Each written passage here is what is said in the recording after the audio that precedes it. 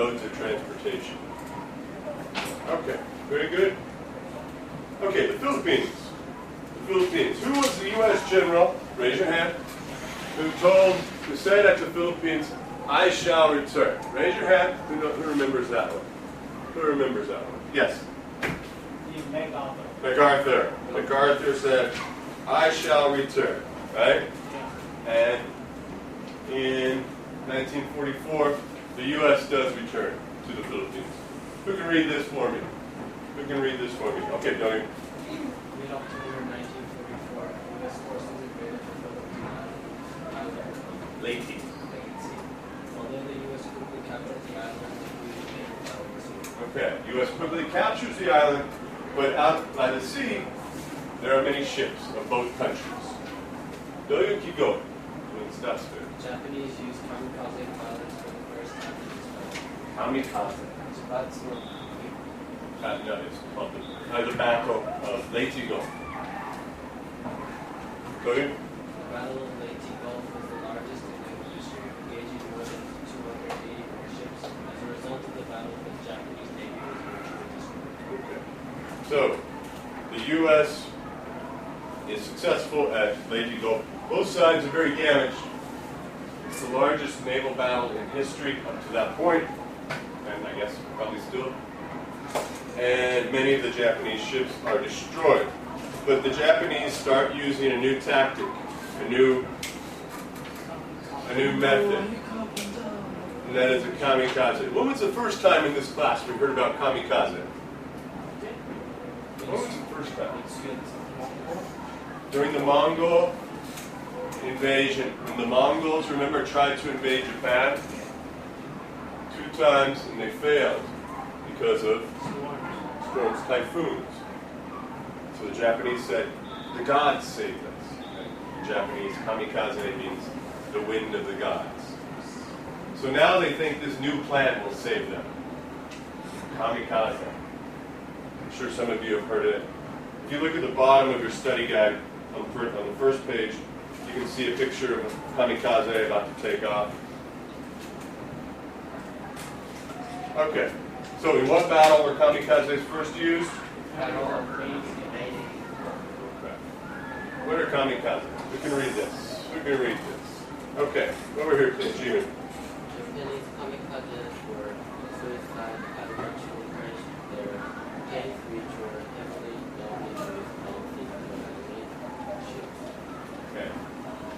Their planes were loaded with bombs, and they were suicide pilots. Don't say Suicide Squad, JR. I know you want to. You didn't like that movie?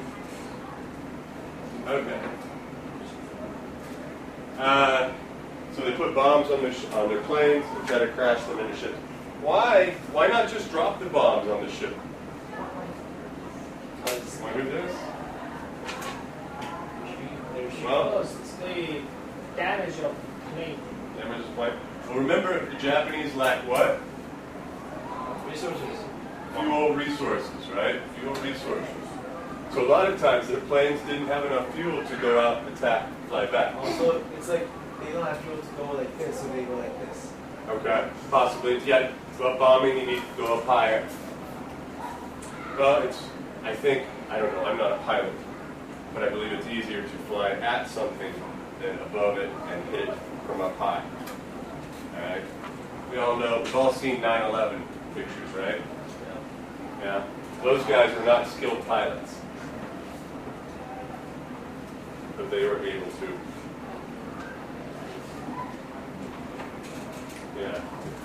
They didn't have time to learn how to land. Were you in Korea? I lived in Japan. Okay. June, go ahead and keep reading it. During the war, the U.S. experienced about 4,009 kamikaze attacks, which destroyed 57 American ships and damaged about 650 aircraft.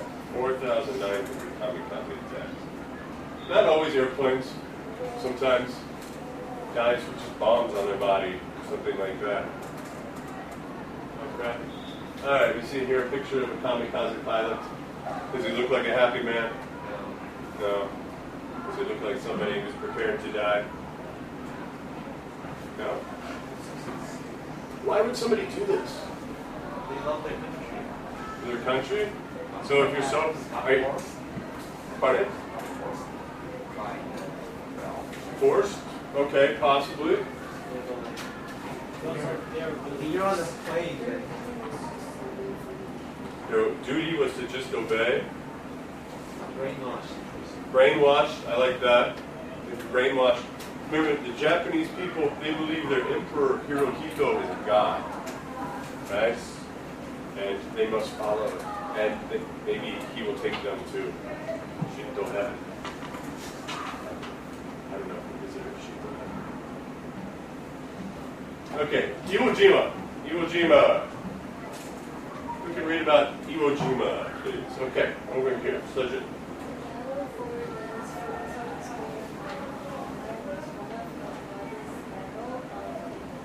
Okay. It's a 14 square mile island. 14 square miles, kilometers, probably about 24, 23 square kilometers. It's not big, it's quite small, right? It's mostly volcano. Not fresh water, not many animals live there. There's mosquitoes with malaria there. It's a really terrible place. But, Sajin?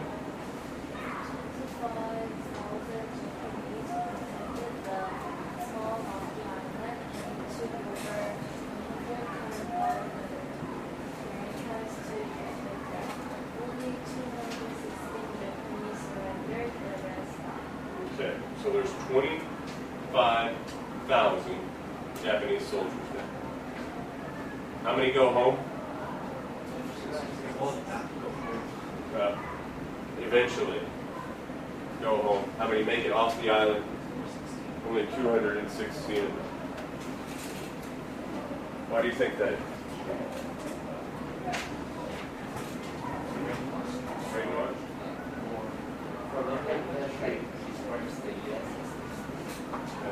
Propaganda. Good. Remember Stalingrad.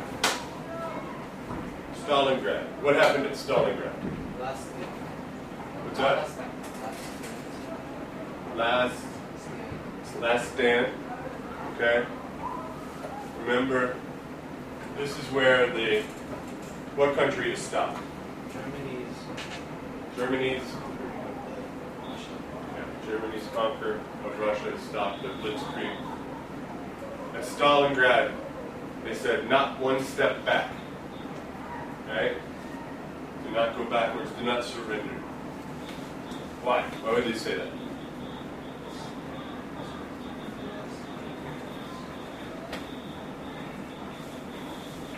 They're home.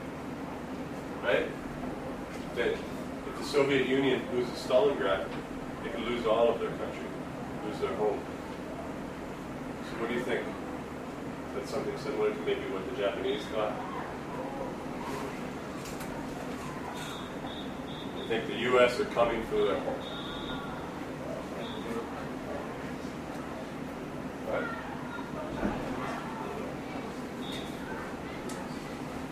Second, can you finish here?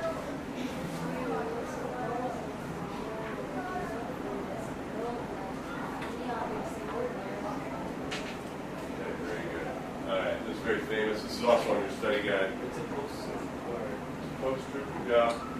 There was a There was a movie? Sons of God. Flags of Our Fathers, yeah, directed by Clint Eastwood. Yeah. Yeah, there's 5 guys here picking up the flag, I believe. Just a few days later, only 2 of them are still alive. But it's quite iconic, this image. Okay, Okinawa. Where's Okinawa? What's that doing? South. Yeah. Okinawa used to be an independent country, but is now a part of Japan. Yeah. Actually, Mrs. Davis and Colton are going to Okinawa next month, and they're not taking me. I get to stay here with you. Yay. Good luck, you. Son? Yes. What do you think? Is my wife's boyfriend? I'll throw a teacher. Okay. Who can read this, please? Who can read this? So, John.